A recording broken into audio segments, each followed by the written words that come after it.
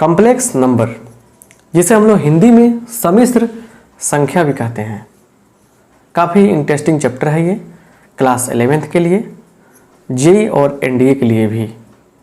इस चैप्टर में आज की इस क्लास में आपका स्वागत है और इस क्लास में हम लोग पढ़ने वाले हैं काफ़ी इम्पोर्टेंट टॉपिक, जिसका नाम है पोलर फॉर्म, ध्रुवीय रूप। इस टॉपिक को काफ़ी अच्छे ढंग से समझना है तो पूरे क्लास में बने रहिएगा, कमेंट पर ध्यान नहीं देना है। देखिए, ये पोलर फॉर्म है। आप जानते हैं ना कि एक आदमी का बहुत सारा नाम हो सकता है। जैसे किसी का नाम होगा सोनुआ, कोई उसको कहता होगा मोनुआ, विराट कोहली, चीकू, धोनी, माही। तो इसका भी और भी नाम हो सकता है। इस चीज़ को हम लोग और भी कहते हैं ट्रिग्नोमेट्रिक फॉर्म, ट्रिगोनोमेट्रिक फॉर्म, इस नाम से भी हम लोग जानते हैं। ट्रिग्नोमेट्रिक फॉर्म का मतलब क्या हुआ? त्रिकोणमितीय रूप। आराम आराम से देखिए। लेकिन एक बात और सुनना है आपको कि आपको हमारे लाइव क्लास में ज्वाइन करना है। तो आपको दिए गए नंबर पे व्हाट्सअप करने हैं, सारी जानकारी प्राप्त करने हैं, सब डिटेल्स जानना है, फिर उसके ज्वाइन करना है। उसमें आपको हम फेस टू फेस ऐप के माध्यम से बात करते हैं, आपके हर प्रॉब्लम को सॉल्व करते हैं और अच्छा से मैथमेटिक्स को बिल्कुल बेहतर तरीके से समझाते हैं, ताकि आपका फ्यूचर काफ़ी ब्राइट हो जाए और हर क्वेश्चन बन जाए। तो यहाँ भी क्लास चलेगा, ऐप से क्लास चलेगा। तो आप सब लोग लाइव क्लास में जुड़ने का प्रयास जरूर करें और सबसे आसानी से हम सबसे कम रेट से भी बच्चा को एजुकेशन देना चाह रहे हैं। आप सब कोई कोऑपरेट करें और आगे बढ़ें। तो ट्रिग्नोमेट्रिक फॉर्म, त्रिकोणमितीय रूप, इसका नाम होता है। कुछ लड़का सब तो ऐसा भी होता है इसका 5 गो नाम होता है, गली गली में नाम है उसका, है कि नहीं है? इसका भी एक और नाम हो सकता है। एक और नाम है इसका मॉडुलस एम्पलीट्यूड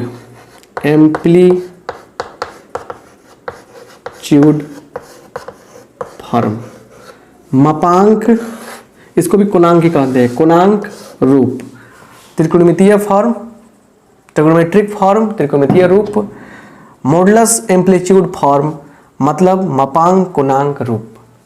ये 3 नाम हैं। तो नाम कितना भी हो जाए, जीवन में जो आदमी है किसी एक नाम से ज़्यादा फेमस होता है। तो ये क्या है? ये आपके एक नाम ये चलेगा, इसका पोलर फॉर्म। इसी नाम से हम लोगों को कहने मतलब कि सब कुछ करना है इस चैप्टर में। अब यहाँ से हम लोग पोलर फॉर्म के मेन कंसेप्ट को समझते हैं। देखिए, पहले एक एक करके समझिए कि z = a + i b, ये क्या है? आपका कॉम्प्लेक्स नंबर है। अब सुनिए, कहीं जाना नहीं है, समझना है यहाँ पे। ये आपका हो गया। कैसे सिखाए हैं आपको हम कॉम्प्लेक्स नंबर को रिप्रेजेंट करना? ऐसा ही सिखाए हैं ना कि यहाँ पे पॉइंट में दर्शाते हैं कैसे, a हो जाएगा, यह b हो जाएगा। यहाँ मान लीजिए एंगल थीटा बन रहा है, तो ये x हो गया, x डैश o हो गया। उसके बाद क्या हो गया? ये आपका y और y डैश। अब यहाँ से मिला लेंगे। अब बताइए कि OP का लेंथ, आपको ये भी चीज़ बताए हैं, सुनिए बढ़िया से। यहाँ से OP को बोलते हैं, OP क्या होता है? OP जो होता है √अंडर, देखिए यहाँ A हो गया, यह B हो जाएगा। ये राइट एंगल ट्रायंगल बन रहा है, समकोण त्रिभुज बन रहा है। तो देखिए ये क्या होगा? कर्ण क्या होगा? तो √a² + b²। और ये क्या होता है? ये होता है आपको mod z के बराबर। मतलब अगर हम इसको r मान लें तो इसलिए mod z कहें चाहे r कहें, क्या मिलने वाला है हमको? a² + b²। तो r का मतलब समझ में आ गया आपको। अब सुनिए बात को बढ़िया से। अगर हम ज़्यादा लैंग्वेज यूज करना नहीं चाहते हैं, मेन फैक्ट को बताना चाहते हैं आपको, ताकि आसानी से समझ में आ जाए। अगर इस त्रिभुज में चले तो ये समकोण त्रिभुज है, राइट एंगल ट्रायंगल है। तो अगर थीटा यहाँ पे है तो न लिखेंगे नाउ माने अब। साइन थीटा का मतलब क्या हो जाएगा? तो लंब बटा कर्ण, परपेंडिकुलर बाई हाइपोटेनस, तो क्या होगा बी बाई आर हो जाएगा।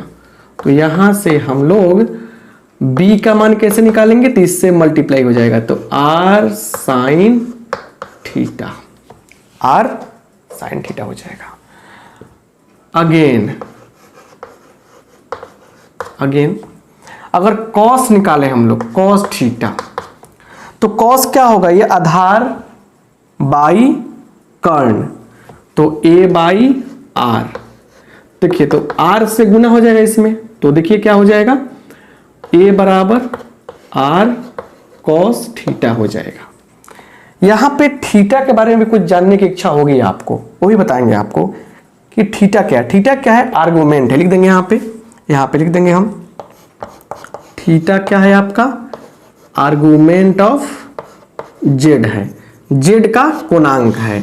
अभी जेड का कोणांक कैसे निकालते हैं हम, इस पे एक स्पेशल लेक्चर आपको दिए हैं, जस्ट इसके पहले वाले क्लास में आर्गुमेंट का पूरा भंडार खुला था, आप नहीं देखे हैं जरूर देखिएगा।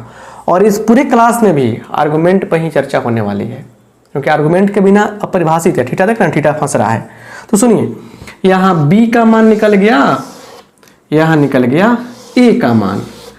अब देखिए कितना लॉजिकल बात है कि इस लिखेंगे, चूंकि सिंस z बराबर क्या है, a प्लस आयोटा b है, तो a का मान कितना है, r साइन थीटा, a का मान कितना है, a का मान है r cos थीटा, तो r cos theta plus iota अपने जगह पे रहेगा, और b का मान कितना है, देखिए r sine theta, r sine theta. तो यहां बताइए r कॉमन कर लेंगे हम, तो क्या बचेगा, cos theta plus iota sine theta, और ये किसके बराबर आ गया, z के बराबर आ गया। और यही क्या हो गया आपका, यही आपका हो गया पोलर फॉर्म। कौन सा फॉर्म हो गया, पोलर फॉर्म हो गया, ये आपका पोलर फॉर्म हो गया। अब ये कैसे हम प्रूव किए, आपको बता देना चाहेंगे फिर से कि यहाँ पे कॉम्प्लेक्स नंबर हमने लिया, जिसे हमने सीखा है इस प्रकार से रिप्रेजेंट करना, दर्शाना अर्गेंड प्लेन में। अर्गेंड प्लेन भी क्या होता है, कॉम्प्लेक्स प्लेन क्या होता है, आपको बताएंगे नहीं बताए हैं, सब कुछ बताए हैं ना। तो ये यहाँ पे हमने क्लियर समझा दिया आपको। अब दूसरी बात समझिए थोड़ा सा, कि ये एक राइट एंगल ट्रायंगल बन गया, ये लंब हो गया, ये आधार हो गया, तो कर्ण क्या होगा, आधार स्क्वायर प्लस लंब स्क्वायर, ठीक है, B square plus P square, base square plus perpendicular square, ऐसा ही होता है ना फॉर्मूला, इससे बन गया। इसी और ये जो होता है क्या होता है, जेड का मापांक कहलाता है, तो इसको हम लोग आर मान लिए अपने मन से, तो जेड का मापांक का है, मॉडुलस का है या आर का है, इतना मिल गया आपको। थीटा का मतलब आर्गुमेंट होता है। इस ट्रायंगल में गए हम तो साइन थीटा निकालेंगे, तो परपेंडिकुलर बाई हाइपोटेनस, लंब बाई कर्ण, बी बाई आर, तो आर से गुना हो जाएगा, तो बी का मान क्या होगा, बी बराबर आर साइन थीटा। वैसे ही कॉस निकालेंगे तो बेस बाई हाइपोटेनस, आधार बाई कर्ण, तो क्या हो जाएगा, ए बाई आर, ए का मान क्या होगा, आर कॉस थीटा। और हमारे पास तो जेड का मान ये होता है, तो क्या किए हैं, इसमें ए के जगह पे ये पार्ट और बी के जगह पे ये पार्ट रख दिए, ये मिल गया। तो इस पे अब हम लोग कुछ और डिटेल्स में समझते हैं कंसेप्ट को, आराम से, हबड़ाने की आवश्यकता नहीं है। क्लियर, आगे बढ़े। तो हम लोग को रिजल्ट क्या मिला, थोड़ा रिजल्ट पे फोकस करते हैं, सब कुछ तो रिजल्ट है ना। जेड इक्वल टू आर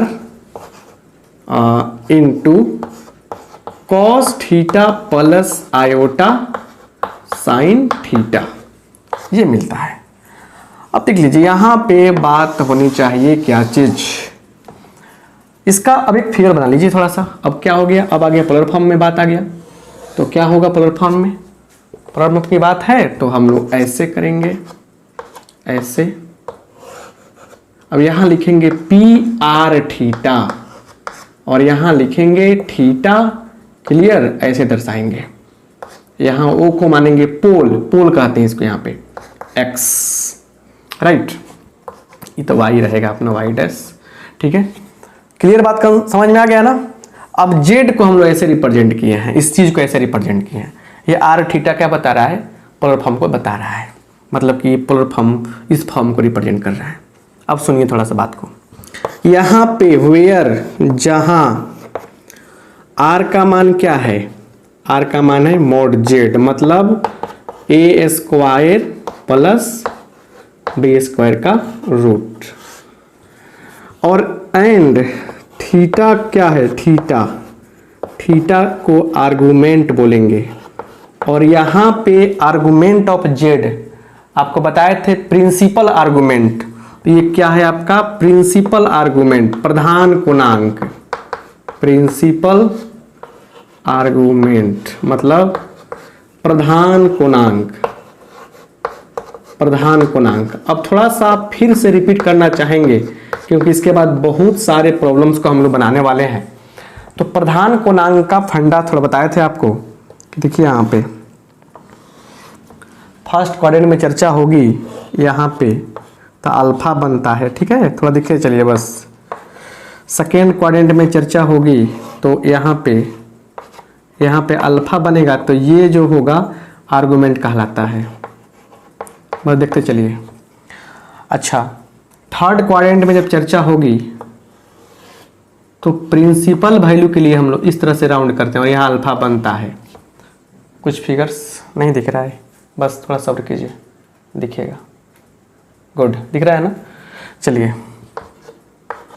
और फोर्थ क्वाड्रेंट की जब बात होगी तो यहाँ देखिए, यहाँ पे अल्फा बनता है कि नहीं, अल्फा बनता है। थोड़ा फिगर आप लोग सीधा बनाइएगा, थोड़ा सा टेढ़ा हो जाता है। इसमें आर्गुमेंट ऑफ जेड का मान हम क्या बताए थे, अल्फा का अल्फा बोल रहे थे लिखने के लिए। इसमें क्या बताए थे, इसमें बताए थे कि आर्गुमेंट ऑफ जेड बराबर पाई माइनस अल्फा, ये बताए थे हम। इसमें बताए थे कि क्या कीजिएगा, पाई माइनस, यहाँ नहीं दिखेगा तो यहाँ लिख देते हैं, यहाँ पाई माइनस अल्फा लिखना है लेकिन माइनस लगाकर आर्गुमेंट, और इसीलिए क्या बताए थे हम कि आर्गुमेंट ऑफ जेड बराबर माइनस अल्फा लिखने के लिए, क्लियर। यहाँ पे आर्गुमेंट ऑफ जेड ये हो जाएगा, आर्गुमेंट ऑफ क्या हो गया, जेड हो गया, ये हो गया इतना, थोड़ा नहीं दिख रहा है। आर्गुमेंट ऑफ जेड बराबर इतना हो जाएगा। तो मेरे कहने का मतलब ये है कि ये पुरानी बातें हैं जो आपको जाननी जरूरी है। अब इसके बेस पर हम लोग यहाँ से कुछ क्वेश्चंस करते हैं, और अल्फा का मान कैसे निकालना है भी आपको बताए होंगे, क्लियर। तो देखिए अल्फा का मान कैसे निकालना है ये बताए थे हम कि tan अल्फा बराबर क्या b/a लेकर चलिएगा। तो ये सब चीज़ हम आराम से बताए हैं हमने ना, ये पुरानी बातें सब हैं। अगर आपको समझ में आ गया है तो देखिए, फिर से रिपीट करना चाहेंगे कि ये पोलर फॉर्म कहलाता है, ट्रिग्नोमेट्रिक फॉर्म का ही है, या मॉडुलस एम्पलीट्यूड फॉर्म बोलिए। इसमें आर का मान मॉडुलस से होता है और थीटा का मतलब आर्गुमेंट होता है। इसे प्रिंसिपल आर्गुमेंट, प्रधान पूर्णांक भी जानते हैं। इसके लिए 4 कंडीशन होता है, पहले क्वाड्रेंट में ये फार्मूला, दूसरे में ये फार्मूला, तीसरे में ये फार्मूला, चौथा में माइनस अल्फा वाला फार्मूला। और अल्फा का मीटर जो फंस रहा है बार बार, उसको निकालने के लिए हम ये चीज़ बनाए हैं। आप क्लास 11th में पढ़ रहे हैं, 7 में 6 में नहीं पढ़ रहे हैं। हर चीज़ आपको फेवर में ही मिलेगा कि आते ही सर बनाना शुरू करें, समझ में आ जाए, ऐसा नहीं है। इस क्वेश्चंस को बनाने के लिए इतना सारा कंसेप्ट जानना पड़ेगा। और एनसीईआरटी का बुक उठाइए ना, देखिए ना, ये सब फिगर सब दिखा रहा होगा आपको, उसे समझा रहा होगा। कुछ बुझाया है आपको, नहीं ना बुझाया है, अब देखिए जाके बुझाएगा। वो फिगर सब क्यों दिया है बनाकर। इतने बड़े बड़े विद्वान लोग एनसीईआरटी बुक को कहते हैं पढ़ने के लिए। एनसीईआरटी बुक मैंने समझिए कि मैंने 50 गो 100 गो टीचर्स के, प्रोफेसर्स के और अच्छे अच्छे विद्वानों के सहयोग से, उनके सहमति से ये आपको प्रोवाइड कराया जाता है कि पढ़े बच्चा सब। एनसीईआरटी बुक कहता है कि टीचर ही मेहनत करें और बच्चों को सही से पढ़ाएं। एनसीईआरटी बुक में सब कुछ मिलेगा, साइड में कोई बुक रख के प्रैक्टिस कर सकते हैं आप। तो यहाँ पे आप कंसेप्ट को समझिए, इसके लिए आपको पेशेंस रखना पड़ेगा। देखिए क्वेश्चन कितने आसानी से बनेगा। अब यहाँ से हम लोग कुछ क्वेश्चन रखते हैं। पहले समझिए बात को क्या कहा जा रहा है, कन्वर्ट इनटू पोलर फॉर्म, मतलब ध्रुवीय रूप में बदलें। चलिए पहला क्वेश्चन देखते हैं क्या है। यहाँ समझिए, दिया है z इक्वल टू -1 + √3 आयोटा। इसको हमें ध्रुवीय रूप में बदलना है, पोलर फॉर्म में बदलना है। देखिए कैसे लिखेंगे, सॉल्यूशन कैसे होगा। z बराबर क्या है बुआ, -1 + √3 आयोटा है। तो इसलिए a का मान क्या होगा -1 और b का मान क्या होगा 3 हो जाएगा। सबसे आसान तरीके से आपको हम बना के बता रहे हैं, बुक में इससे आसान तरीका नहीं मिलेगा, हार्ड तरीका है। ये बुझा गया ना बात। अब लिखेंगे नाउ, अलग अलग करके देखिए। r बराबर क्या हो जाएगा a² + b², ये हो जाएगा। तो चलिए तो थोड़ा देखते हैं क्या मिलता है यहाँ पे। a का मान -1 है, b का मान कितना √3 है। इसको तोड़ेंगे हम लोग तो 1 का स्क्वायर 1 होगा +3, √3 का स्क्वायर 3 होगा ना, 4 का 2।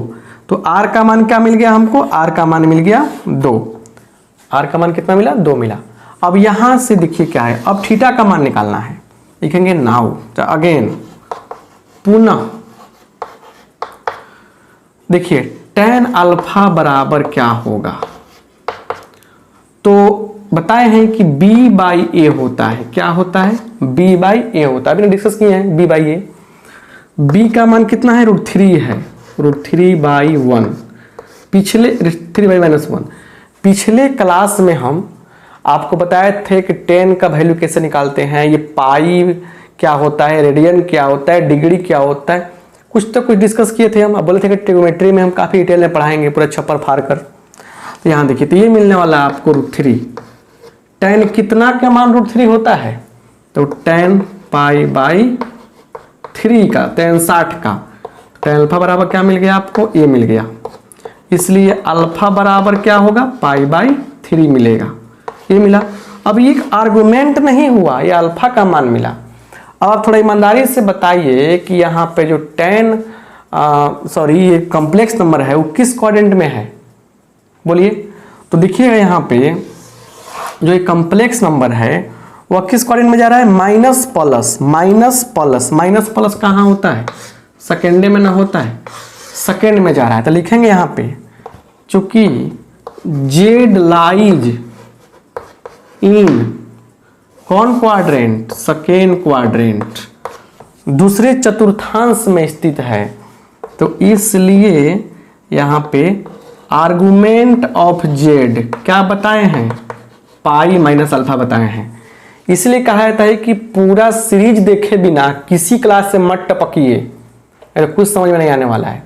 पिछले क्लास में आपको आर्गुमेंट का कंसेप्ट सिखाए थे कि आर्गुमेंट क्या होता है, उसे कॉपी पलट के देखिए कैसे सिखाएंगे। दूसरा क्वाड्रेंट में रहेगा तो ये होगा, अभी ये बताए हुए किए हैं हम।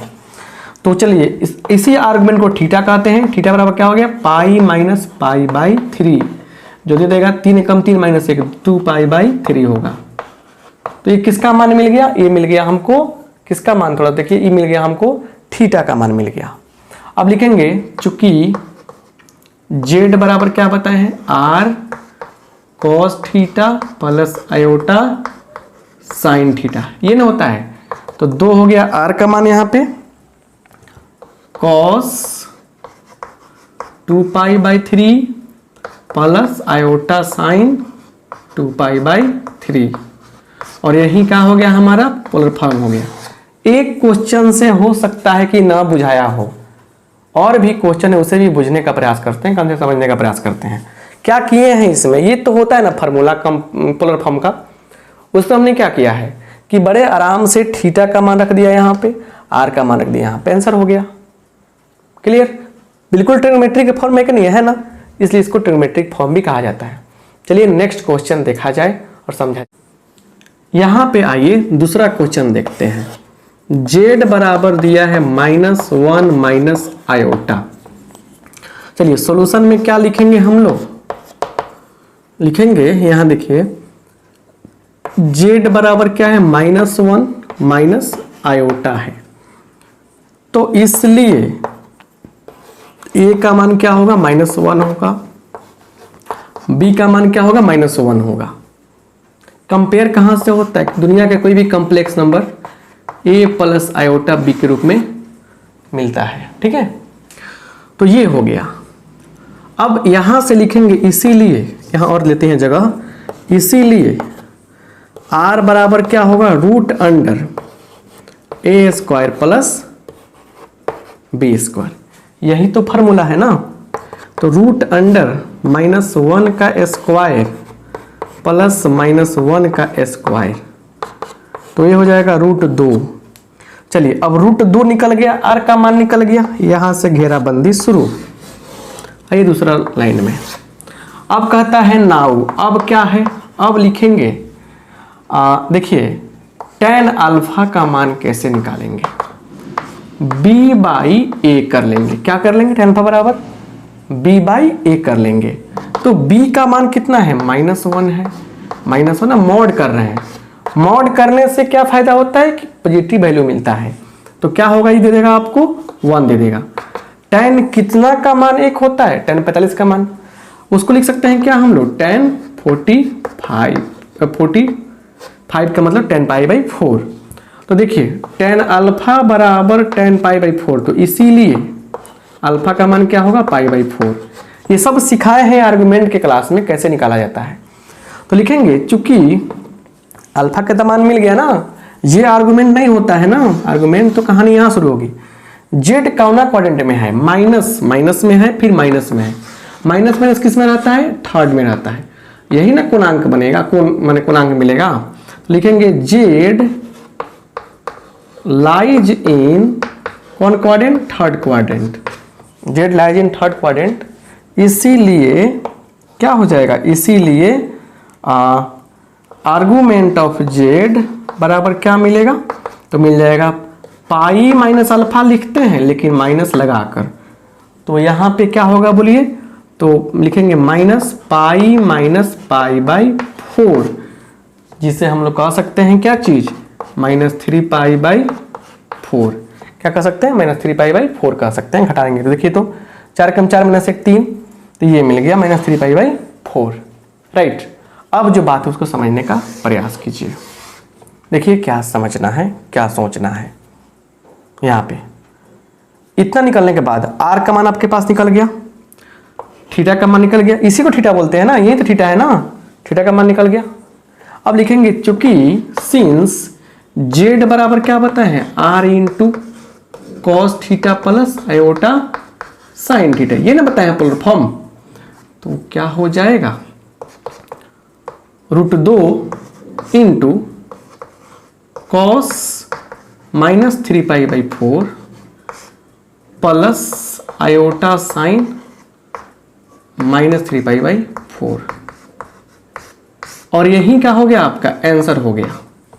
इसे हम लोग आगे भी बढ़ा सकते हैं, इसमें कोई डाउट नहीं है। जैसे इसको ऐसे भी लिखा जा सकता है एग्जाम्पल माने आंसर में, √2 इंटू कॉस 3π/4 माइनस साइन 3π/4। अब बोलिएगा सर ये कॉन्सेप्ट कहाँ से आ गया, ये माइनस का फंडा कहाँ से आ गया, कॉस से माइनस हुआ था तो आप माइनस नहीं किए, यहाँ पे यहाँ माइनस कर दिए। ये झगड़ा उगड़ा हुआ है क्या कॉस से आपको, कि ना उसको छोड़ देंगे, उसके साथ कोई इधर नहीं करेंगे। देखिए इसका लॉजिक क्या है कि फार्मूला पढ़ाएंगे आपको ट्रिग्नोमेट्री में, बड़े आराम से पढ़ाएंगे ट्रिग्नोमेट्री में फार्मूला बहुत सारा। देखिए क्या, यहाँ पे एक फार्मूला मिलेगा आपको, कॉस माइनस थीटा बराबर कॉस थीटा होता है। उसमें ट्रिक बताएंगे कि ये सनम तेरी कसम, ये ट्रिक बताएंगे उसमें क्या कि कसम नहीं भूल पाओगे तुम, तो वो चीज समय आएगा तब बताएंगे ना। और साइन के साथ क्या सटे रहेंगे, साइन के साथ सटे रहेंगे। तो सनम को कसम खिला के सटे रहना है, एक ट्रिक आपको सिखाएंगे ट्रिग्नोमेट्री में। अभी लॉजिक यहाँ पे है ना, बस इस बात को ऑड मत लीजिएगा, कोई खराब बात गंदा बात नहीं बोले हैं। जैसे टीचर तो गंदा बात बोल के ही माने बढ़ना चाहते हैं, बट ऐसे ही ट्रिक कुछ ऐसे बोले जिसमें आपके दिमाग में समझ में आ जाए।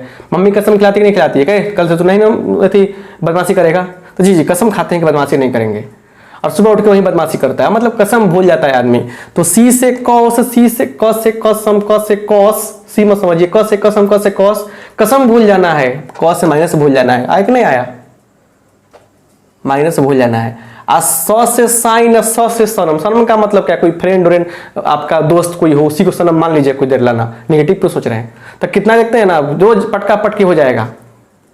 आप कल फिर दोनों एक साथ खेलेगा बैट बॉल जाके, तो सट्टे रहता है, तो साइन में माइनस सट्टे रहेगा। ये ट्रिक को आपको बता दिए हम अभी ने। तो इस तरह से बनेगा। अब एक क्वेश्चन ऐसा बनाने जा रहे हैं आपको, आपके लिए, जो आपको काफी मजा आएगा। देखिए कैसे, इसको भी देखिए। तीसरा क्वेश्चन जो है ना, कह रहे कि जेड इक्वल टू दिया है सिर्फ 3 आयोटा। लो अब ये आ गई बारी, और इसको हम नहीं समझाए थे, नहीं सिखाए थे, किस चीज में नहीं सिखाए थे, किसमें, ये वो आर्गुमेंट के क्लास में। तो कुछ चीजें हम लोग और भी समझते हैं यहाँ बढ़िया से। देखिए यहाँ लिखेंगे स्पेशल नोट्स, स्पेशल नोट्स। यहाँ बस फोकस करते चलिए। स्पेशल नोट्स का कमाल क्या है, देखिए जेड बराबर, देखते चलिए एग्जांपल से क्लियर होगा। एक जेड बराबर दिया है 2, इसका आर्गुमेंट निकालना है। तो सिंपल बात समझिए, बस समझते चलिए। बस यहाँ पे जेड बराबर 2, इसको कैसे लिखेंगे हम लोग, 2 + 0 आयोटा। तो पॉइंट में क्या मिला हमको, 2 0, यही ना होगा। और बताइए पॉइंट का नाम रख लिया P, ये हो गया X, ये हो गया O। तो एंगल XOP कितना बनेगा, कोई भी रेखा अपने आप के दिशा में, कोई भी रेखा अपने आप के दिशा में कितना कोण बनाती है, 0 बनाती है। तो 0 डिग्री हो गया, 0 बन गया। इसी को बोलते हैं आर्गुमेंट। क्या बोलते हैं, आर्गुमेंट बोलते हैं। तो आर्गुमेंट ऑफ जेड क्या हो गया, 0 हो गया। मतलब हुआ कि अगर जेड बराबर दिया गया है 100, तो आर्गुमेंट ऑफ जेड क्या हो जाएगा, 0 हो जाएगा। अगर जेड बराबर दिया गया है 2 लाख चाहे 2000, तो आर्गुमेंट ऑफ जेड क्या हो जाएगा, 0 हो जाएगा। अगर आपसे 20 का आर्गुमेंट पूछेंगे तो क्या मिलेगा, 0 मिलेगा, राइट। दूसरा बात समझिए, समझते चलिए, समझेंगे तब जाके मजा आएगा। जेड बराबर दिया है 3 आयोटा, चलिए इसी पर देख लेते हैं। अच्छा इसको कैसे लिखेंगे हम लोग, 0 + 3 आयोटा। तो अच्छा इसको कैसे बनाएंगे फिगर में हम लोग, देखिए तो यहाँ पे कैसे बनाएंगे फिगर में, कहाँ जाएगा, तो 0 आयोटा, 0 3 आयोटा, 3 लिखेंगे यहाँ पे। ये आ गया ऊपर, तो 90 ना बनेगा, ये ना कौन बनेगा, ये कौन बनेगा। तो यहाँ पे आर्गुमेंट ऑफ जेड क्या हो जाएगा, π/2। π/2 का मतलब 90 है कि नहीं। तो देखिए अगर आपसे ये पूछा जाए कि जेड बराबर दिया है 30, तो आर्गुमेंट ऑफ जेड क्या हो, 30 आयोटा दिया था, आर्गुमेंट ऑफ जेड क्या हो जाएगा, आर्गुमेंट ऑफ जेड हो जाएगा π/2, ये हो जाएगा। 100 आयोटा का आर्गुमेंट क्या होगा, π/2 होगा। 500 आयोटा का आर्गुमेंट क्या होगा, π/2 होगा। आप समझ पा रहे हैं ना, 2 होगा। 2 और नोट से ना, अभी देखिए अगला नोट से कि मान के चलिए यहाँ जेड बराबर दिया है -3, कैसे लिख सकते हैं इसको हम लोग, -3 + 0 आयोटा। फिगर में कहाँ जाएगा ये बताइए तो हमको, इधर ना आएगा, -3 0, इधर ना आएगा।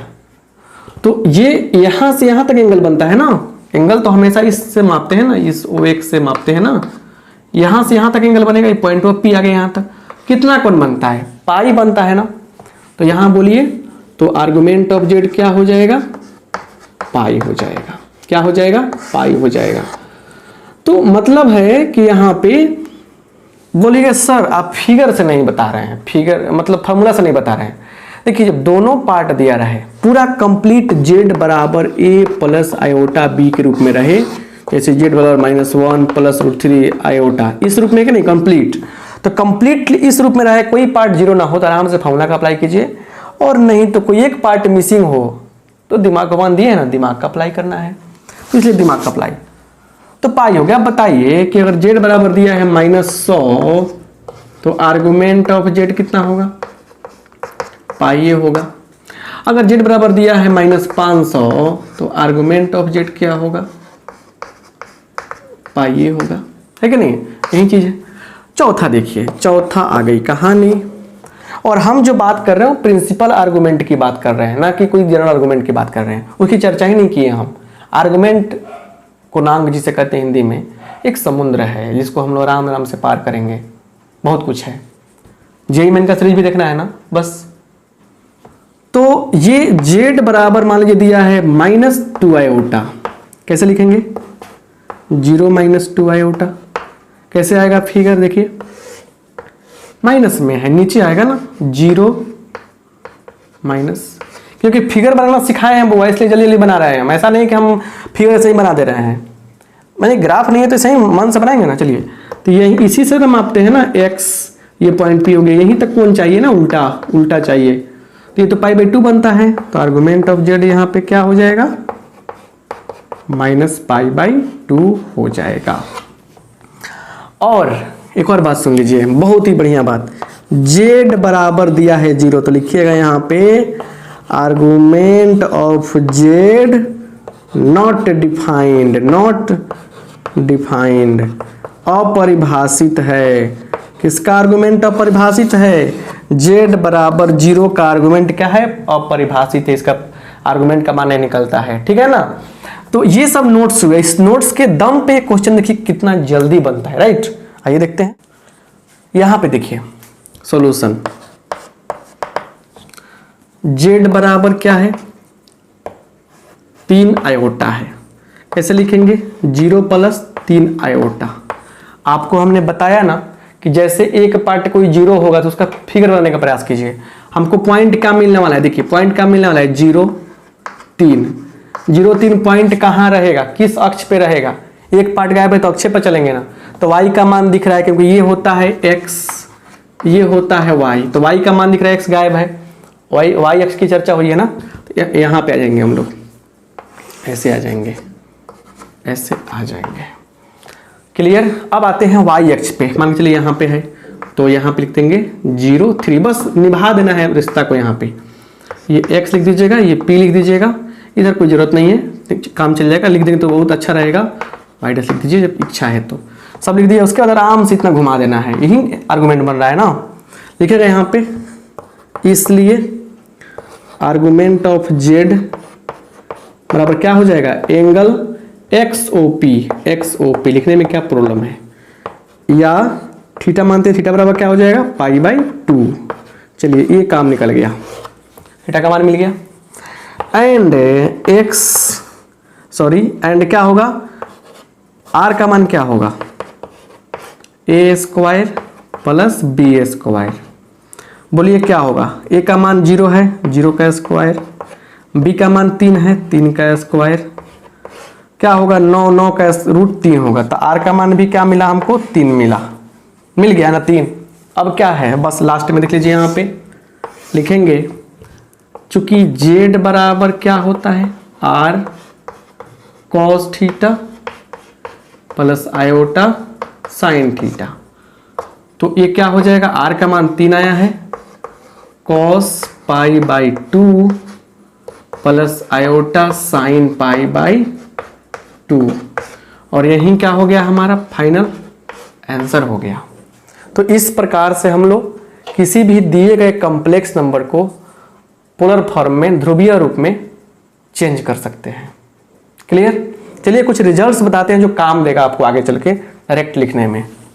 इंपॉर्टेंट रिजल्ट देखिए, इंपॉर्टेंट रिजल्ट,